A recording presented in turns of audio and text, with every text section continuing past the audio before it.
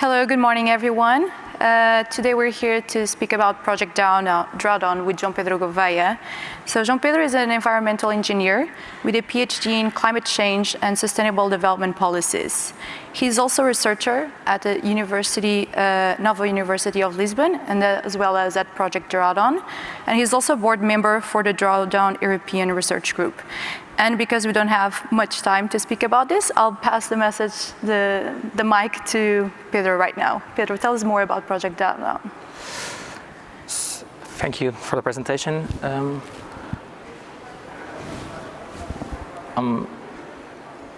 So I'm waiting for the slides here.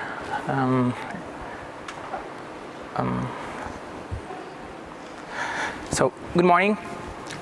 Today I want to introduce you to a new word, a new concept that you might have heard of, but and you need to know the concept, drawdown. So drawdown is a new way of thinking about climate change, a positive and optimistic perspective about the future we want. So what does really mean drawdown? So drawdown is the point in time where concentrations of greenhouse gases in the atmosphere start to decline on a year-to-year basis.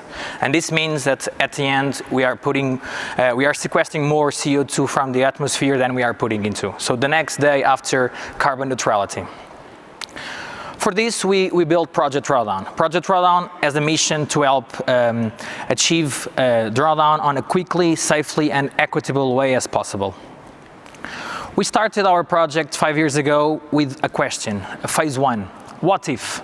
So, is drawdown possible with solutions that exist today? That was our first question and mandate. For that, we connected with over 80 researchers around the world from different sectors, different knowledges, PhDs, master students, policymakers, and to structure the solutions and identify 100 solutions to reverse global warming. Our most recent research, we mapped the 100 solutions from Project Drawdown, the connections to the Sustainable Development Goals.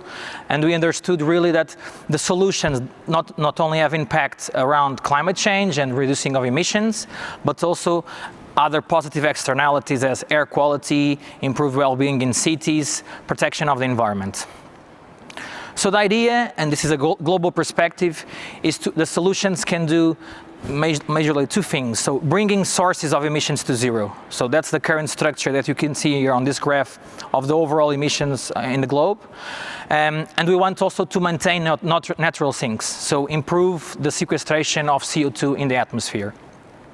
For that, we identified 100 solutions, and Project Drawdown maps, identified and modeled the solutions and its impact over a 30-year period.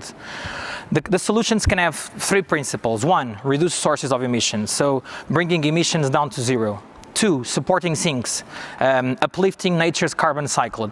And three, improving society, fostering equality for all. The solutions are organized within these 6 sectors, from electricity generation, land and forestry, transportation, buildings, mobility, also health and education, and solutions around the sinks, so land sinks, ocean sinks. Our analysis also provides a ranking of the 100 solutions. Here you can see the top 20. Top 20 are really diverse. You can see a diversity from the sectors, some solutions from the energy system, some solutions related to reduction of food waste, from the land side, from buildings. Number one solution, I will highlight 6 or 7. Number one solution, reduction of food waste. We have seen in the previous session also really important. In this slide you can see the ranking position, number 1, but you can also see the impact of avoiding emissions over a 30-year period from 2020 to 2050. We have seen that 1/3 of all food is wasted, so the impacts on water, energy, land and so on. Solution number 2 of the ranking, health and education. It's about family planning. It's about education of children in several locations of the world. Solution number 3, plant-rich diet. It's not about veganism or being vegetarian, but it's about an healthy diet, a balance between the calories we ingest every day. First solution in the ranking around the energy system, which is so important, onshore wind turbines. Number 9 on the ranking, improving clean cook stoves, impacting not only greenhouse gas emissions, but also air pollution. the last of the top 10, distributed solar photovoltaics. Not only important in urban settings and developed countries, but really critical also in developing nations, low-income countries, supporting energy access and cleaner environments. Solution 16, insulation. Relevant in several locations of the world, improving thermal comfort and reducing energy poverty. Another example, public transportation, number 35. Forest protection, really important, avoiding deforestation and associated emissions.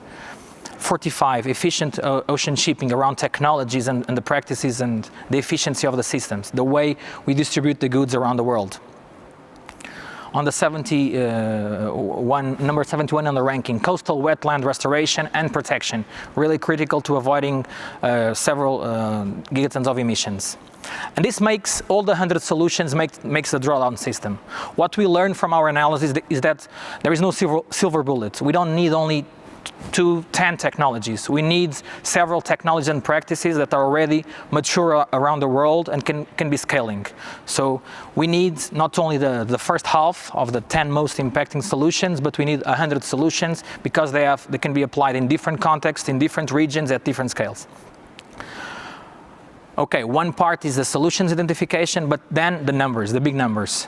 So achieving, reaching and combining all the solutions allow us to, in one of our scenarios, allows to avoid almost 1,000 gigatons of CO2 on a 30-year period by replacing the solutions by the conventional technologies. So we have an initial cost of around $23 trillion over this 30-year period, but this is also makes a total savings around that period of 95 trillion. So it makes 4 times the return on investment. So it shows that the solutions are already real scalable and can be replicated around the world. So our first set of results were published back in 2017 with a book, The Drawdown, a New York Times bestseller, and throughout the last 3 years was translated in more than 8 languages, from Mandarin to Portuguese, Dutch, German, French, showing also the impact of our analysis. In the beginning of this year, we also launched a report, the Drawdown Review, the latest assessment on climate solutions and research. So now we are moving to phase 2. So we started on the first question, what if it was possible to reach drawdown by 2050? And now we are moving to the how-to phase. So how can humanity really get on track to create the future we want? How to connect with governments, how to connect with municipalities, with the citizens, what solutions can have different types of agents. So that's what we are doing now, and progressing from the moving what if to how to. And this can be made by 3 ways. So collect more and better data to characterize the solutions around the world, provide case studies, assessment studies, and stories of solutions. So new solutions can come in online to this list, because technology is evolving, so there is a wide range of possibilities, especially at different scales and regions. Number 2, improving modeling, the part of integrating better the solutions, so how the solutions match each other, what are the consequences and what are the benefits together. Also assessing different sectors, so now we are progressing with new solutions on the ocean sinks. And 3, distribute and democratize the research. So one of the key aspects and mandate of Project Drawdown was always to have this collaborative thinking with different types of stakeholders at different locations from different agencies. So we want to have the research and modeling efforts to achieve a collective impact. And for that, we want to have regional hubs. We want to have NGOs supporting the work at local scale. That way, I've shown here briefly that drawdown is possible. The costs are big, but the return on investment is even higher. So we can have the possibility, we can have the future we want, we can really create and rethink our economy, creating solutions and understanding that we need to change the way we think about the economy, the way we set the global targets to a specific example, reaching drawdown, an objective, simple targets to build the regenerative future we want. Thank you. Thank you very much, Pedro. João Pedro. Thank you again, João Pedro, for this presentation on Project Drawdown. I'd like to know more from you in terms of this next stage. So you already got a lot of solutions out there. So where are you helping in achieving them? So like practical things that you at Project Drawdown are doing in terms of starting to act on the solutions that you just mentioned. Can you tell us more about it? So as I said, the phase one was really about the research. So understanding what is out there, supporting the modeling, collecting data to identify not only the solutions, but quantify the impacts of that adoption. So moving on to the next phase, we have created what we call the Drawdown Labs. So 2 weeks ago was launched the Drawdown Labs initiative with links with private companies. So we have Google supporting us, we have Lime, we have Impossible Foods. So big companies around the world that are supporting and trying to implement the idea of drawdown in their companies and then their activity levels. Another initiative we have is with universities, with research centers, with communities, the Drawdown Learn. So in Drawdown Learn is exactly that. So it's connecting with universities, including this collaborative research, focusing on communities at local level. So we have in the US Drawdown Georgia that has built a map and identified solutions to the Georgia context. We have several communities around the world. And last year, we have created Drawdown Europe Research Association. So to frame the solutions in the European context, I've started working at Nova University of Lisbon, also with a set of master students to research several solutions to the European context. So we are trying to reframe the thinking of Project Drawdown at the global scale to the European context, connecting with different entities. We have created already partnerships with Climate Kick, with other universities around Europe, and we want to scale that impact. So we want to move forward on that assessment, connecting researchers, connecting policymakers, practitioners at different scales to better understand what can be made in the US, in Europe, in India, in China. So that's what we are doing.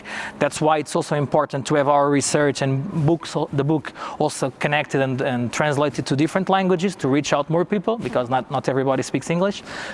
So it's important to have this access to different type of people. And that's what we are doing now. So we are creating this collaborative framework of acting with policymakers, with researchers, and with private companies. That's amazing. So I think to sum it all up, to develop these solutions, implement them, you really need an effort at a multiple geographical scale, multiple geographical, economic, different actors scale. And with all of that mix, we can achieve the drawdown that we very much need. Yeah, so just to complement that, what we have seen is that the solutions already exist. So we don't need to wait for a silver bullet that will come in 20 years from now. We need the urgency to act today, yesterday in reality. And so we need all the solutions. And what I want to show here is that we don't need to only to focus on one specific sector. It's not only about energy. It's about food, it's about the way we consume the resources, about land use, about the ocean sink and about the land sink.